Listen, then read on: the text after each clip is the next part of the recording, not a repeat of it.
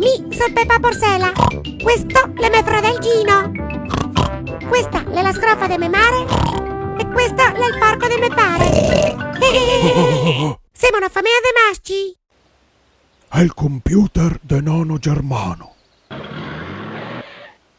Mamma, guarda cosa abbiamo trovato. Lei è una bara di legno con orologio sopra. Infatti dentro che è un uselletto morto. Alà, lei è il cucù? Parli tu arabo? Ma che, goito che l'era il cucù?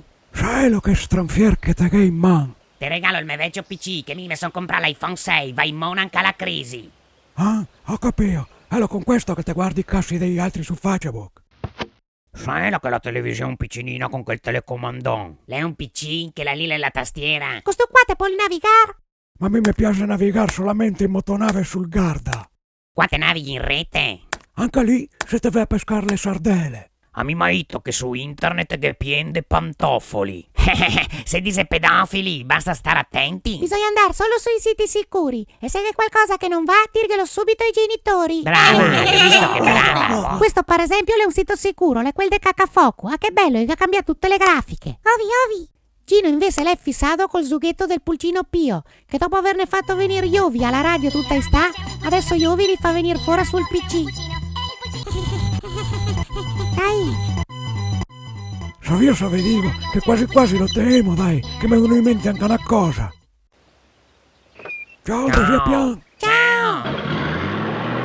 Mi è venuto in mente che una volta il Beppi mi ha detto che se avesse avuto un computer da chiamarlo. E allora telefona che magari lui ti insegna a usarlo.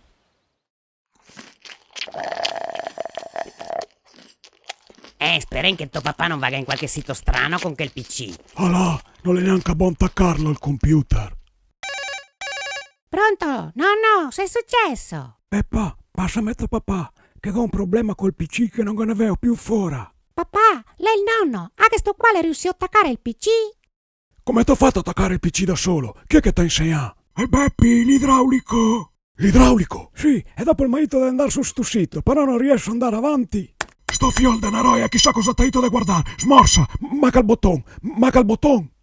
Boh, adesso rimacchelo di nuovo. Tacca. Si vede ancora che il sito. Glielo ancora. Dimmi, parla. No. Boh, che non te ciappanca qualche virus. Domani mattina te lo porto via che il computer. Ah, se lo sta.